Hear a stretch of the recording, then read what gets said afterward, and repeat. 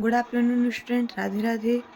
आज हम पढ़ने वाले हैं प्रेजेंट इंडेफिनिट टेंस में इंटेरोगेटिव सेंटेंस को कैसे पढ़ा जाता है। तो इंटेरोगेटिव सेंटेंस को प्रश्नवाचक वाक्य भी कहा जाता है। क्या कहा जाता है? प्रश्नवाचक वाक्य। प्रश्नवाचक वाक्य, इसका स्ट्रक्चर क्या होता है? तो इसमें डू या डज को आगे रखते हैं। डू कब रखते हैं, डज कब रखते हैं, लास्ट वीडियो में समझा दिया है। सब्जेक्ट सिंगुलर होगा तो डज रखेंगे, और अगर आई हो, यू भी, दे हो, प्लूरल हो तो क्या रखेंगे? डू।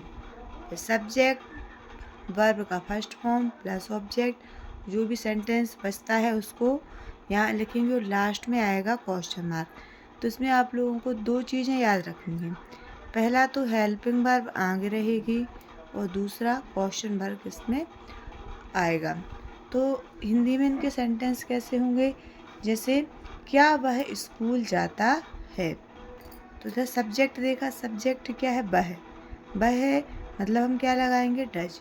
डज ही वर्ब का first form go, does he go to school. ठीक है। और नेक्स्ट सेंटेंस है क्या मैं किताब पढ़ती हूँ, तो इधर में सब्जेक्ट सिंगुलर है, आई के साथ क्या लगाते हैं? डू। तो डू आई रीड बुक। ठीक है। और लास्ट में आएगा क्वेश्चन मार्क। नेक्स्ट, क्या राम पत्र लिखता है? Does Ram write letter. इसमें एस या ई एस वर्ब के साथ कहीं नहीं लगना है। एस या ई एस के स्थान पर हम क्या लगा रहे हैं? डज को। क्या वह मुझे बुलाता है? क्या डज ही कॉल मी। और अगर आप लोगों को समझ में ना रहा हो तो एक बार इधर देख ले रहे हैं कि जब जो सब्जेक्ट है अगर वो आई होगा तो उसके साथ एच वर्ब में, हेल्पिंग वर्ब में क्या लगेगा? डू लगेगा। सी होगा तो क्या लगेगा? डज लगेगा। ही होगा, किसी का नाम होगा, या फिर सिंगुलर एक वचन के साथ हम क्या लगाएंगे? सबके साथ क्या आएगा इसमें? डज, डज और डज लगाएंगे। अब यू, वी और दे और प्लूरल, इन सब के साथ क्या लगाएंगे? इन सब के साथ आएगा टू। तो इसको याद रखना है कि सेंटेंस में सब्जेक्ट क्या है, उसी के अकॉर्डिंग हम क्या लगाएंगे? वर्ब लगाएंगे। और एक और बात याद रखना है, इंटेरोगेटिव सेंटेंस में जो क्वेश्चन किए जाते हैं उनके जो आंसर हैं, क्या है उनके आंसर? या तो वो यस में होते हैं या फिर नो में होते हैं। यस या नो। जैसे हमने इधर क्वेश्चन पूछा कि क्या वह स्कूल जाता है, यस या नो। क्या मैं किताब पढ़ती हूँ, यस या नो। क्या राम पत्र लिखता है, तो यस या नो में इसका आंसर चल जाता है। कुछ डबल इंटेरोगेटिव्स वर्ब भी होती हैं। अब इधर देखेंगे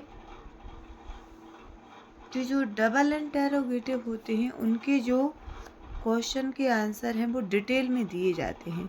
तो पहले कुछ क्वेश्चन वाले वर्ड देख ले रहे हैं। जैसे वर्ड तो सबने सुना ही होगा, व्हाट इज़ योर नेम, इस तरीके के सेंटेंस।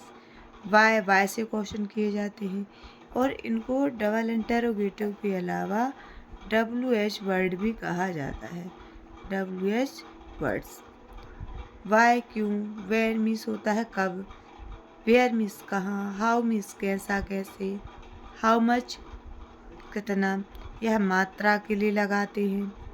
और हाउ मैनी कितना, यह नंबर्स के लिए लगाते हैं। नंबर्स जिनको हम गिन सकते हैं, नंबर्स के लिए लगाते हैं। हु मीन्स कौन, व्यक्ति के लिए लगाते हैं। हुज वस्तु के लिए लगाते हैं। और विच का प्रयोग भी वस्तु के लिए ही किया जाता है। व्हाट, वाई रीजन कारण को बताने के लिए किया जाता है। व्हेन समय को बताने के लिए किया जाता है। और जो वेयर है वो स्थान को बताने के लिए किया जाता है। तो इसमें इतने ही WH वर्ड जो हैं वो आप लोगों को याद रखने हैं। अभी इसमें थोड़ा डिटेल में इनके सेंटेंस को देख ले रहे हैं कि इनका जो प्रयोग है वो कहाँ किया जाता है। कुछ सेंटेंस हैं यहाँ जिनमें WH वर्ड या डबल इंटरोगेटिव वर्ड्स को यूज किया गया है। तो सबसे पहले तो ये इंटरोगेटिव जो वर्ड हैं उनको आगे रखा जाता है। तो पहला जो शब्द है इनको WH वर्ड कहेंगे और ये किसी भी सेंटेंस के सबसे आगे होते हैं। और लास्ट में हमें क्वेश्चन मार्क भी देखना है कि सब में क्वेश्चन मार्क लगा है या नहीं लगा। जैसे हमने क्वेश्चन पूछा व्हाट इज़ योर नेम, तुम्हारा नाम क्या है, तुम्हारा नाम क्या है। तो इसमें क्या आया क्वेश्चन में, क्या है। नेक्स्ट, हाउ आर यू, तुम कैसे हो, हाउ आर यू, तुम कैसे हो। Where is your house, where is your house, तुम्हारा घर कहाँ है, तुम्हारा घर कहाँ है, question mark. Why are you going there, तुम वहाँ क्यों जा रहे हो, तुम वहाँ क्यों जा रहे हो, क्वेश्चन पूछा। तो अब इसमें यस या नो में आंसर नहीं दे पाएंगे। इसमें तुम्हें डिटेल में बताना पड़ेगा कि तुम वहाँ क्यों जा रहे हो। When do you go to school, तुम स्कूल कब जाते हो, तुम स्कूल कब जाते, तुम स्कूल कब जाते हो। फिर नेक्स्ट है how much time do you study, कितना समय पढ़ते हो, तुम कितने समय पढ़ते हो। How many students are in ground, ground में कितने विद्यार्थी हैं, ग्राउंड में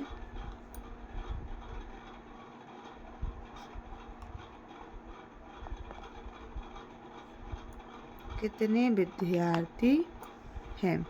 who is your best friend, तुम्हारा सबसे पक्का मित्र कौन है, तुम्हारा